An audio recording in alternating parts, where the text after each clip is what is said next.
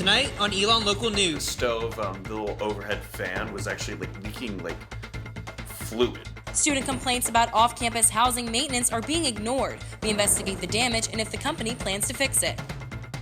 We ride along with a recent graduate from a different kind of school. And yesterday might have been about Panthers and Broncos, but we caught up with some athletes playing in a different bowl. We have those stories and more. Elon Local News starts right now.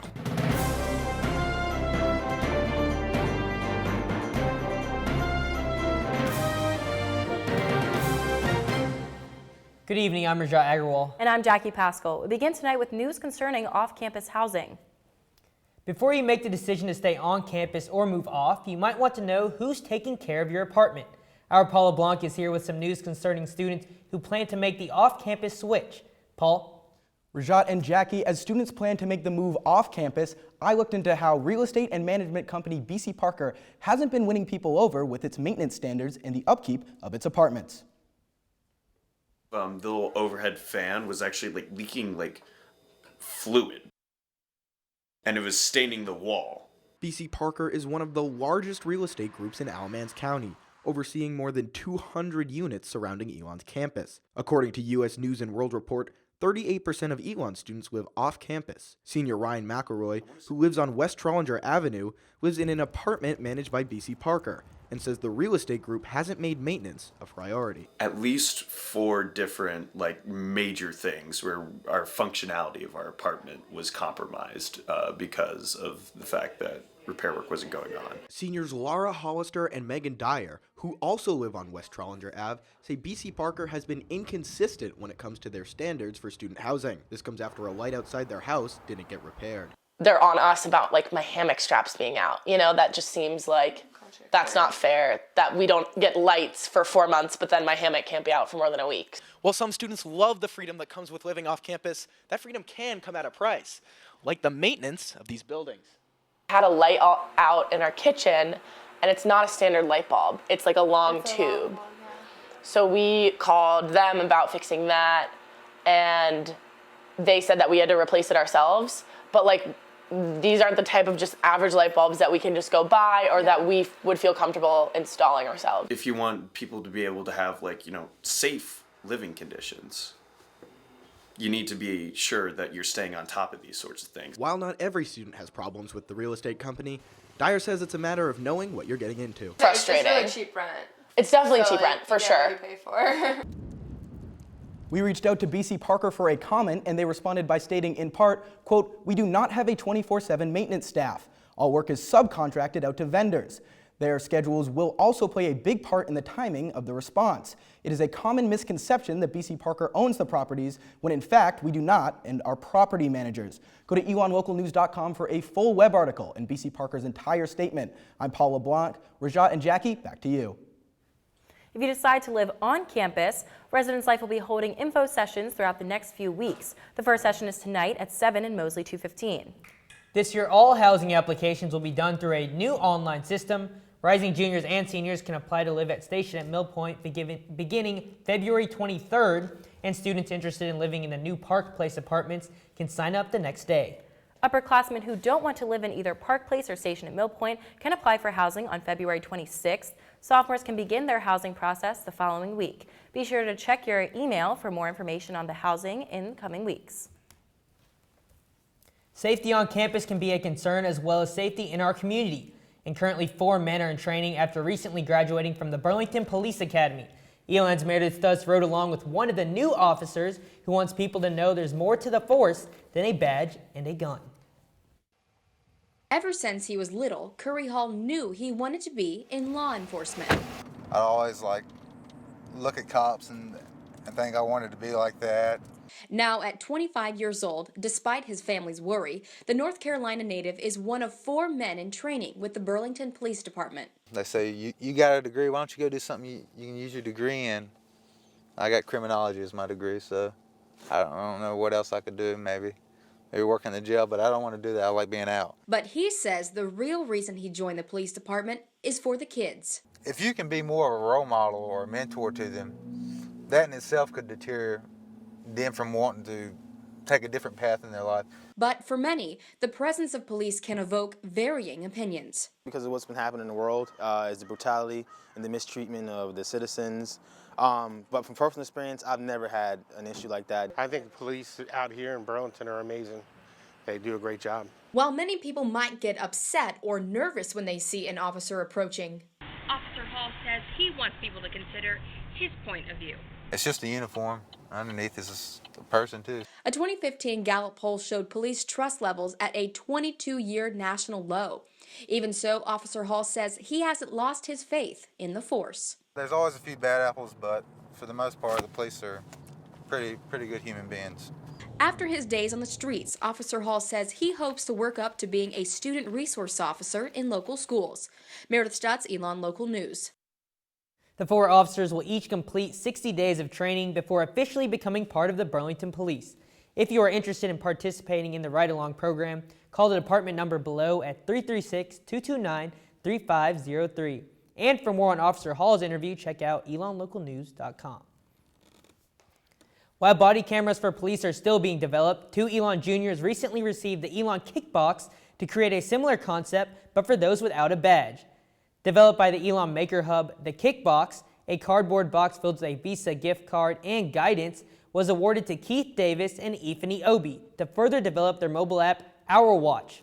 The application they're developing lets you record video and snap pictures of crime and social injustice. Within the app, users are able to drop pins and share their footage with community members and local police. Obi says the app may also be useful in light of recent police brutality cases. Let's say something did happen in the community and it may have involved a police officer and they take your phone as evidence. You no longer have that evidence. So what we plan on having is through the social media aspect is that you always have your video and it's always saved in the cloud space. So you always have access to it. The 2 hope to gain acceptance in other startup programs for more funding and brand development.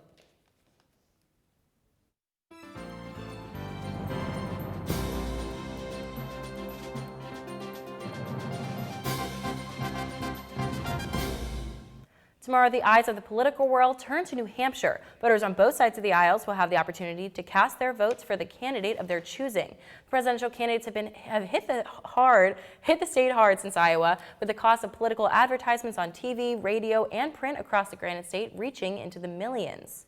Our Gary Grumback is in Manchester, New Hampshire, covering Chris Christie's campaign. Gary, the governor is at 6% in a recent CBS News poll among registered New Hampshire Republicans. That's 6th among the GOP candidates. Gary, what's the mood like where you are? Rajat, you would never know that was the case based off the crowd behind me. There's more than 150 people packed into the St. George Orthodox Church here in Manchester, New Hampshire. The governor is expected to take the stage in just a few minutes, and he's joined by a couple special guests. Governor Larry Hogan of Maryland and the cake boss, Buddy Valestro, will be joining him and supporting the governor, giving speeches.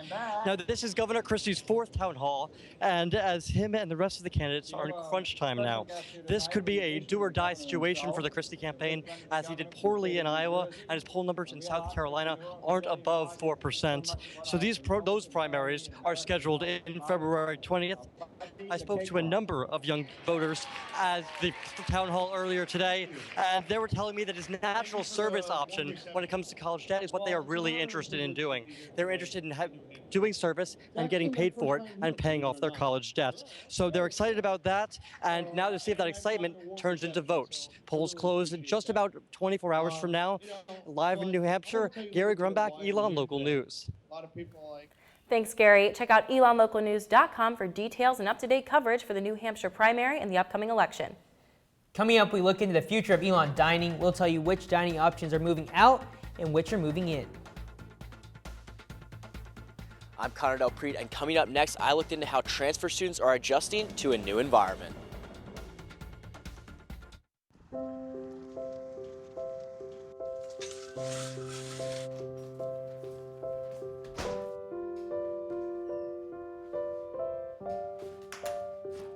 I like to eat apples and bananas. I want to eat apples and bananas. I need to eat apples and bananas. Why can't I eat apples and bananas?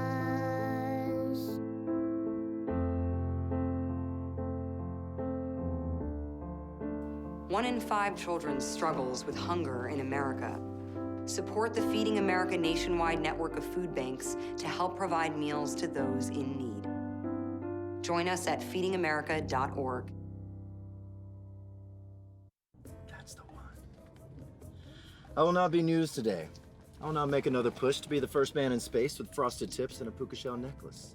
And I will not go viral when my terror is caught on camera when I finally realize that in the vacuum of space, no one can hear you sing. I'm Lance Bass, and I will not be trending today because there is a much bigger story that needs to be heard.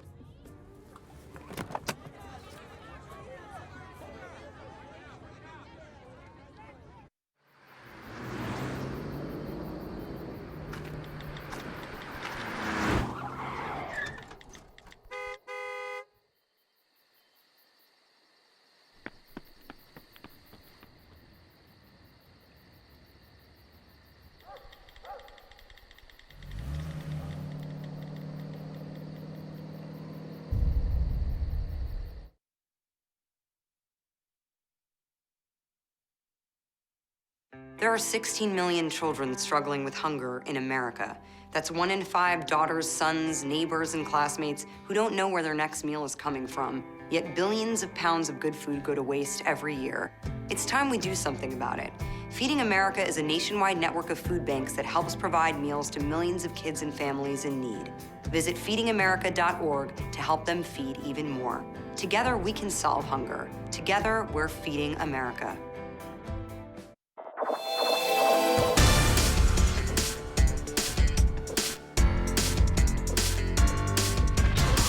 For most Elon students, their first day at Elon follows fall convocation. But for other students, their first day at Elon is this week. Our Connor Del Preet looked into spring transfer students' first impressions of the university. For many students, the first week in February is a time for reuniting with friends who studied abroad and beginning classes. But for spring transfer students, this period can signify the start of a new chapter in their life. Sophomore Ray Piopo, a transfer from George Washington University, comes to Elon searching for a more intimate atmosphere. Coming from a big, institution, I wanted a place where I felt like I was at home, and I felt like Elon would give me that, the opportunities of a big research institution while also having a small campus feel. According to Vice President of Admissions and Financial Planning Greg Zeiser, of the approximately 140 transfer students, 32 are spring transfer students. While the spring class size pales in comparison to the fall, Zeiser says his department tries to prevent the size difference from affecting the students' orientation experience. In the spring, what we've tried to do in the last several years as we grow our spring enrollment, whether it's first-year students in the spring or transfer students, is to develop a program similar in structure to what students do in the fall semester, only on a smaller scale. Sophomore Nicholas Travis also just began his first semester at Elon after transferring from Pace University in New York City. Like Piopo, Travis says he wanted a close-knit student body. This past October, I came and visited and was just absolutely infatuated with it. Something about just having that campus and that really strong sense of community was something that was missing. While students like Nicholas and Ray may have started their journey through admissions later than most Elon students, they can still call this campus their home. I'm Connor Del Preet, Elon Local News. For anyone looking to help transfer students acclimate to campus, contact Kevin Knapp to join the Transfer Student Organization. In a few years, campus might look forward to more than just transfer students. Changes are coming to Elon, and this time it's not in addition to a building or new dorms, it's dining. Elon Dining recently presented proposed changes to McEwen Dining Hall to the Student Government Association. Changes include Burger Fry, a gourmet burger restaurant that plans to take the place of Acorn, and Pei Wei, an Asian cuisine restaurant. The proposed changes are planned for this summer, with McEwen renovations starting during the next academic year. And while these changes are happening, McEwen's staples such as Fried Chicken Thursday and Late Night will move to Lakeside. Elon Dining will present their planned changes to university senior staff this week. It's Mardi Gras in downtown Burlington, and one store has more to offer than just these sweet treats. I'm Kaylee Tracy, and coming up, I'll let you know if you need to bring out your hat and gloves this week.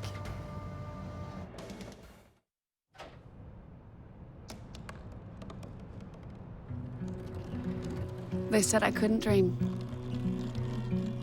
Called me a piece of trash and swore that's all I'd ever be.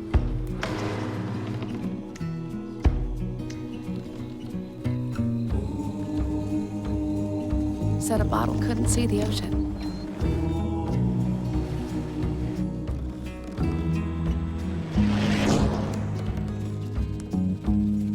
Give up. Go back to the dumpster. But I didn't listen. I made my way.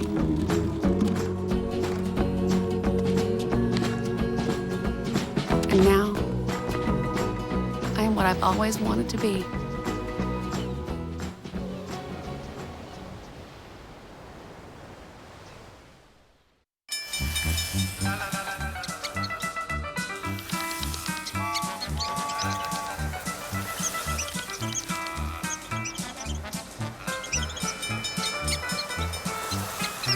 Kids will spend 15 minutes watching online videos like this one. Brushing for 2 minutes now can save your child from severe tooth pain later. 2 minutes twice a day. They have the time. Hey, did you know 2.4 million loving cats and dogs in shelters and rescues need our help to find a home? Let's go to the shelterpetproject.org and meet if you are in a shelter near you.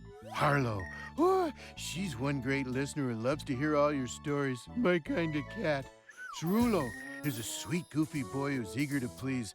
Sounds just like another dog I know.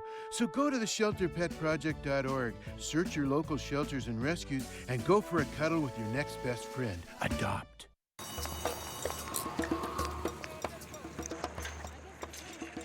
I will not be news today.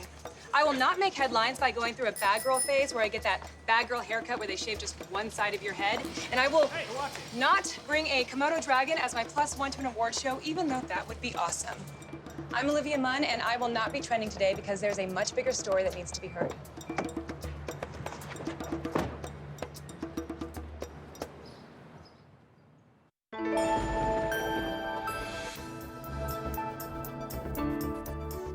I thought today was going to be freezing, but the sunshine kept me warm. Our Kaylee Tracy is in downtown Elon with your forecast. Kaylee, what should I expect for the rest of the week? Well, the groundhog didn't see his shadow last week, meaning an early start to spring, but today sure didn't feel like it with a low of 25 degrees.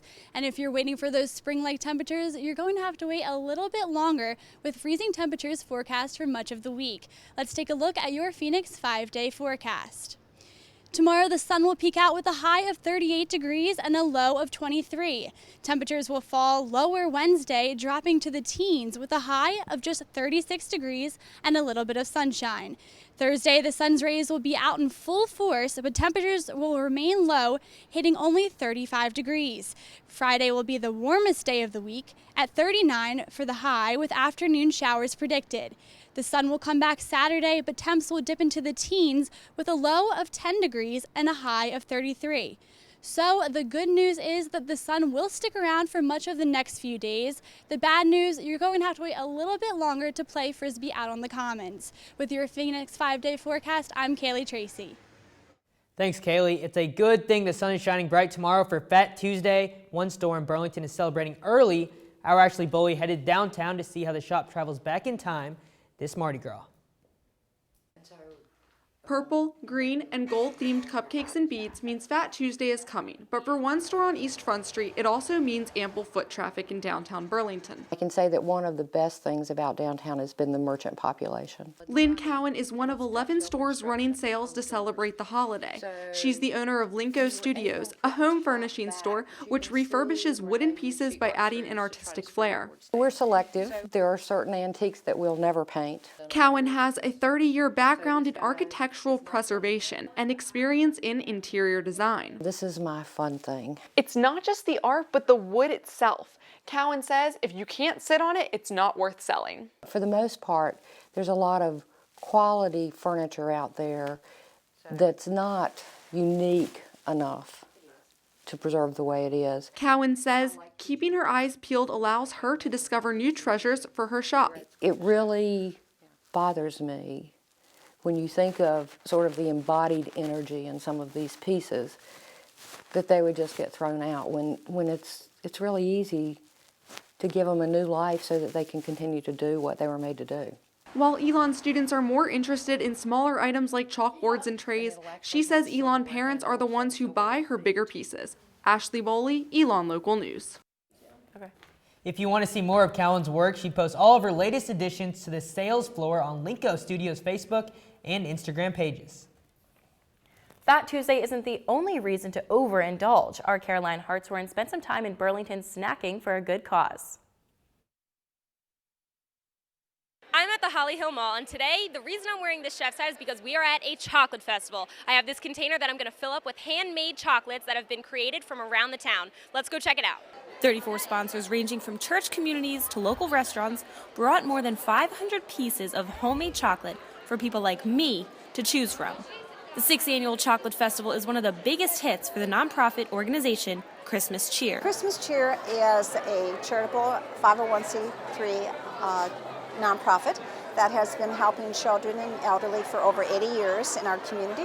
Through different events around the year, this organization serves around 2,000 children as well as almost 200 elderly by raising to provide winter clothes, meals, and even help pay bills. It's, I think, a fabulous event. Everybody's happy. Chocolate. We are still on the hunt for the best piece of chocolate. This tiramisu is looking pretty promising.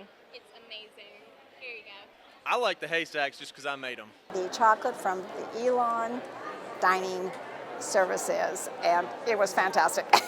Like the Ritz crackers dipped in the white chocolate with peanut butter. What about I you? like the magic bars.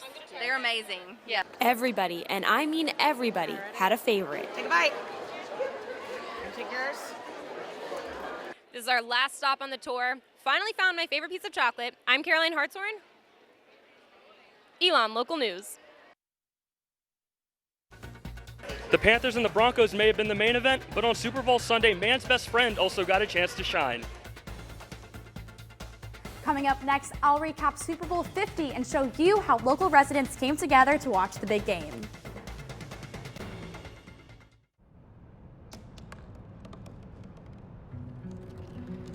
They said I couldn't dream. Called me a piece of trash and swore that's all I'd ever be.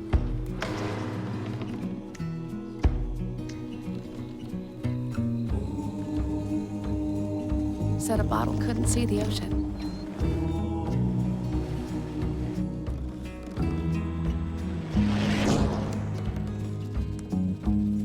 Give up. Go back to the dumpster. But I didn't listen. I made my way.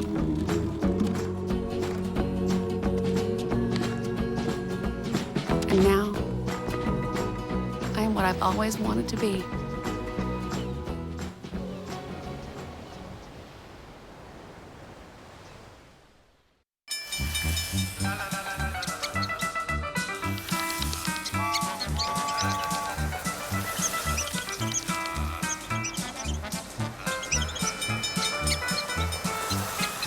Kids will spend 15 minutes watching online videos like this one. Brushing for 2 minutes now can save your child from severe tooth pain later. 2 minutes, twice a day. They have the time. I want to eat apples and bananas. I need to eat apples and bananas. Why can't I eat? 1 in 5 children struggles with hunger in America. Support the Feeding America nationwide network of food banks to help provide meals to those in need. Join us at feedingamerica.org. There are 16 million children struggling with hunger in America. That's 1 in 5 daughters, sons, neighbors, and classmates who don't know where their next meal is coming from. Yet billions of pounds of good food go to waste every year. It's time we do something about it. Feeding America is a nationwide network of food banks that helps provide meals to millions of kids and families in need. Visit feedingamerica.org to help them feed even more. Together, we can solve hunger. Together, we're feeding America.